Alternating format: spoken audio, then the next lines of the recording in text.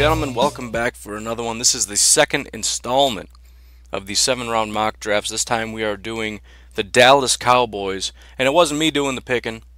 This time we got a new GM, and his name is Brett. We're sticking with Brett because, again, I don't like to use last names, so Brett it is. Before we get into the draft, let me get the preliminaries out of the way. Brett is a member of the Facebook group if you'd like to get in on these 7-round mocks or get in on the group mock drafts. 7.0 is taking place. I just started it right now. If you want to get in on 8.0, please join the Facebook group. Link is in the description. Brett is doing this 7-round mock draft for one reason, because it's fun, but also because I am doing a giveaway. If you haven't been to fanspeak.com, it's a pretty cool website where you can do your own mock drafts, but they have an upgraded version of it. You can have a premium subscription. I'm giving away one free premium subscription. Very quickly, the rules of that.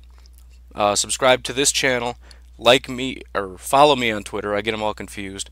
And then jump into the Facebook group, submit a 7-round mock draft, and then just tell me your Twitter and YouTube just so I can verify you did the other things, and then you're submitted. That giveaway is going to take place on the Super Bowl Sunday. Seems like forever from now, but it's actually not that far away. Beyond that, well, there's all the links are in the description. Check it out. But there are multiple ways to support the channel if you wouldn't mind. There is a direct donation portion. That is where we get to. I'm actually in the process of building a website, which is a lot of fun, but there is cost involved with all this stuff. So if you appreciate all this, you can do that. Also, with Christmas right around the corner, there are some affiliate links below.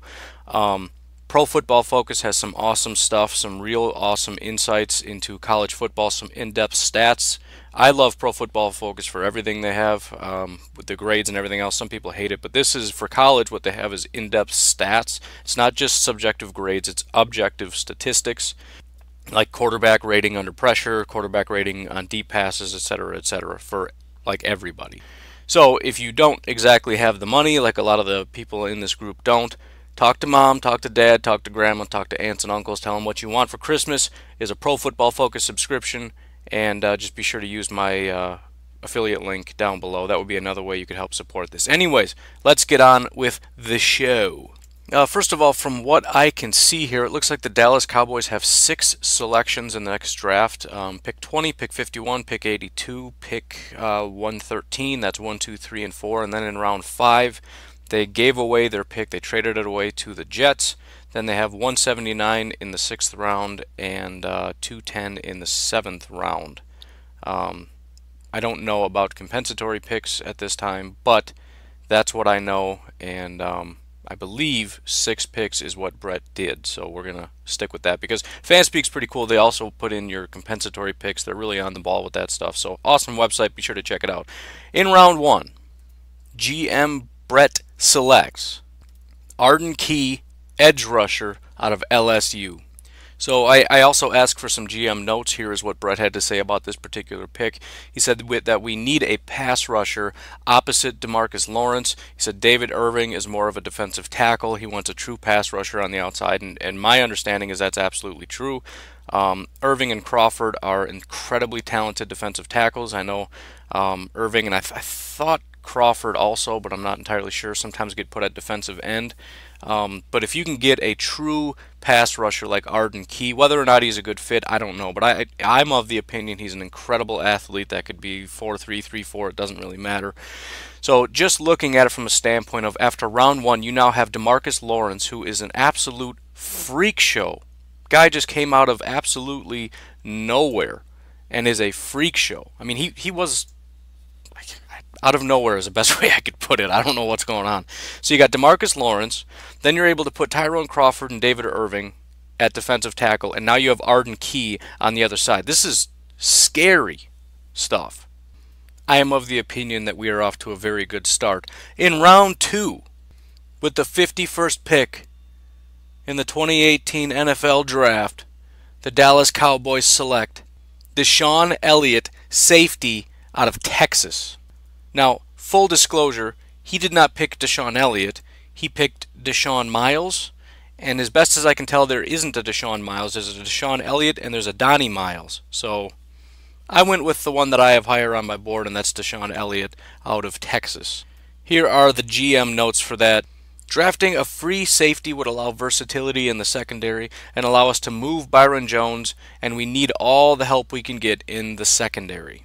Now, this is the part where my ignorance comes into play, because what is Byron Jones supposed to be is my question. I don't know the answer to that question, but he's currently listed as a free safety, so clearly you're putting him there. You're moving Jones elsewhere. Is he strong safety? Are we putting him in slot corner? What are we doing? I'm not really sure. At first glance, it's not my overall favorite, because I feel like the safety situation isn't bad with Byron Jones at free safety. He's not great, but yeah, if you can upgrade there, and then if he's some kind of great player somewhere else, that's awesome. The defense is looking pretty good, assuming that this pick works out. And again, I don't know where Jones is going, but your cornerbacks with Awuzie really stepping up this year, and Lewis is playing good football, and your slot corner Woods isn't all that bad, and Heath isn't really all that bad. I mean, everybody looks pretty good. I would say even with Jones at free safety, it's not bad, but again, this is my ignorance talking. I'm not really sure where Byron Jones is going.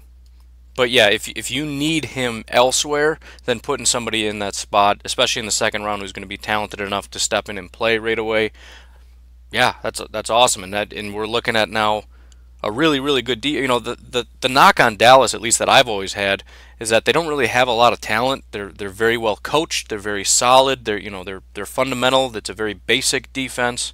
They do pretty decent, but we're starting to look at we're looking at playmakers now, right? With DeMarcus Lawrence, and now you've got Arden Key and Awuzie again, and Lee obviously is a great linebacker, and it's kind of, we're moving beyond this. We're a solid defense that just does pretty basic, but we do well enough to. This is a really good playmaking defense, and that's becoming really prevalent in the NFL. There's so many teams now that just have these elite defenses that are just tearing up the league right now, and that seems to be the way you want to go.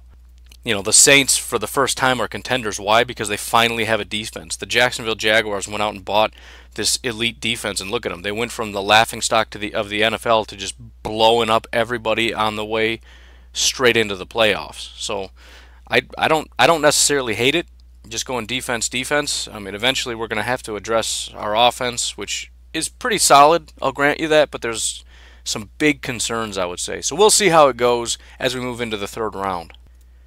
With the 82nd pick in the 2018 NFL Draft, the Dallas Cowboys select Hayden Hurst, tight end, South Carolina.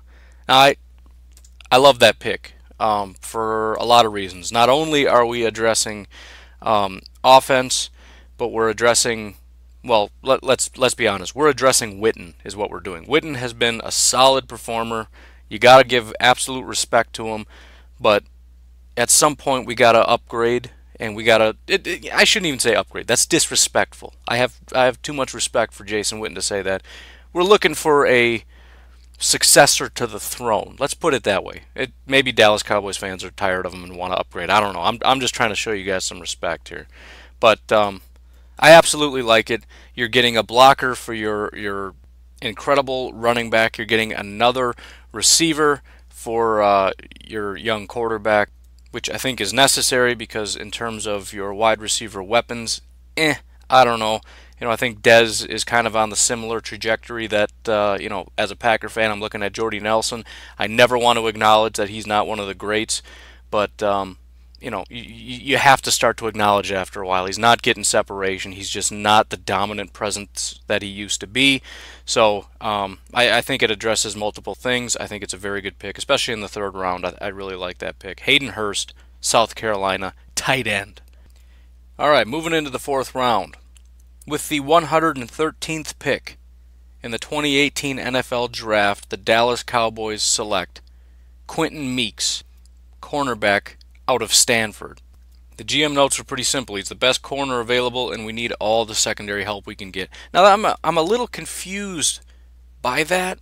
There definitely seems to be a lot of heartburn about the secondary, and full disclosure, I am using Pro Football Focus, and again, I know a lot of people don't like it. I have a lot of respect for it. I mean, you have people watching, no disrespect to Dallas Cowboys fans or to this particular GM, Brett, but as much as you love your team, I mean, this is a full staff of people that watch every player, every single snap, and they're watching it from every single angle. I mean, you have multiple people watching every, one. So Chidobe Awuzie, they're watching him, multiple people, every single snap, every single play, and they're using an objective standard based on way more football knowledge and cornerback specific knowledge than any of us have. So as much as we want to say, oh, pro football, blah, blah, blah, listen, they're watching closer than you are, they're watching closer than I am. So I have to at least respect what they're doing and defer to them in a lot of different ways.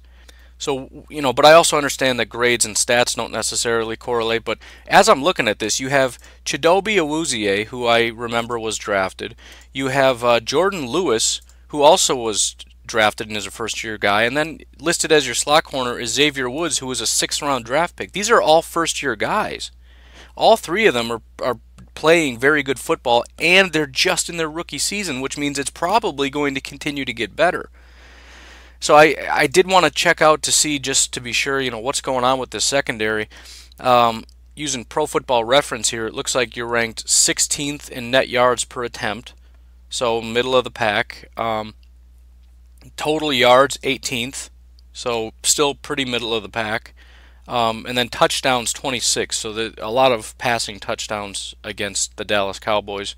It's not great. You would definitely expect it to be a little bit better, but it's certainly not horrible. It's just kind of average, I guess. But clearly, with Dallas Cowboys fans, this pass defense is causing a lot of frustration, and Brett wants that fixed. But if I'm giving my personal opinion, if I have 3 rookies that come out and just play lights out in their first year, I'm probably not going to touch corner unless I need some depth. But even then, 4th round, I don't know. It's whatever. Maybe it'll upgrade. I guess I just don't know where you put him either. I'm not replacing any of these guys. Any of them. Maybe Woods, because I see that he was drafted as a safety. So maybe there's some concern about him. I don't know.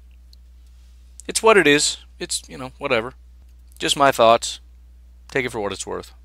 So moving on, 5th round, Dallas Cowboys do not have a selection. So in the 6th round, with the 179th pick in the 2018 NFL Draft, the Dallas Cowboys select Jamon Moore, wide receiver, out of Missouri.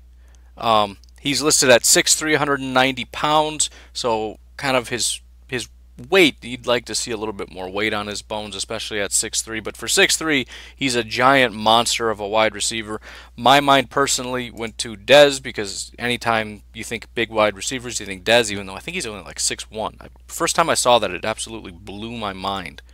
No, he's 6'2". But either way, in my mind, Dez Bryant is 6'5". He's just an absolute monster, but 6'2" is not that big. Anyways, this man, Jamon Moore out of Missouri, is 6'3". He's a big man, so that's where my mind went. However, GM notes. Here we go. Jamon Moore, because he's a big-bodied receiver, we can have him playing the Bryce Butler role. I'll assume that you Dallas Cowboys fans know exactly what he's talking about. I don't have the slightest clue. That's why we have the community, by the way. That's why I do this. Because what I could do is I could do this all by myself, and I could look things up, and I can pretend that I'm an expert, and I can pretend that I watch every single one of these Dallas Cowboys football games, and I know stuff. But I don't want to do that, because I don't. And not one person on this planet is able to do that, especially people with full-time jobs and families, etc., etc. So that's why this video, or this channel, and this Facebook group, it's about community. It's about you guys doing it, and that's what the website is going to be about. It's a big board website, but guess who sets the big board? That's right, you do. So that's just kind of the theme of all this stuff. You do the drafts, you do the big boards, you do everything, and then you can also go in the comments and tell me that I'm stupid because of other people's picks, because that seems to be a theme. But anyways, beyond all that, I do like it. I think offense is I shouldn't say it's a concern. The Dallas Cowboys, I think, are a very good football team. They need to get their running back back. Personally, I want offensive line.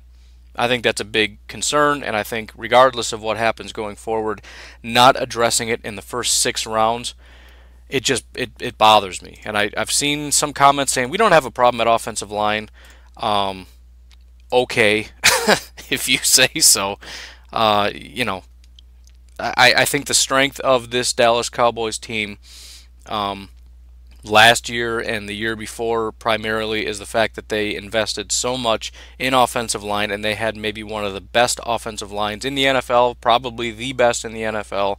It was all anybody talked about, even when you had um, with your new young stud quarterback and young stud running back, still everybody's talking offensive line. Some of those guys are gone now, and the replacements have stepped up, and they are not good at all. And even with Frederick and Martin and Smith up there, you've still got some massive holes, and it's creating a lot of problems. And if you continue to let that deteriorate, and you will, because once these guys come up for contract extensions, they are going to cost a lot of money, and that's what happens. These guys want a lot of money. No team can pay every single player that's really good all that much money. So if they don't retire and if they don't get injured, then they're looking for money elsewhere. And when you have to pay your new young quarterback, and you have to pay your new young running back, and you have to pay DeMarcus Lawrence, and you have to pay Sean Lee, and you have to pay all these other guys, you can't be paying top dollar for a tackle and a guard and a center and a right guard and a right tackle. You don't have that much money. So you have to always be looking for replacements. They haven't been doing that. And that would be, if anything, my biggest concern in this particular draft, because it's just going to continue to erode and continue to deteriorate over time. And once, if you have one more piece go, I don't know exactly the contract situation, I don't really care enough to look it up. You have one more piece go, and this team just, in my opinion, it falls apart, because the whole team is built on that offensive line. That's my opinion.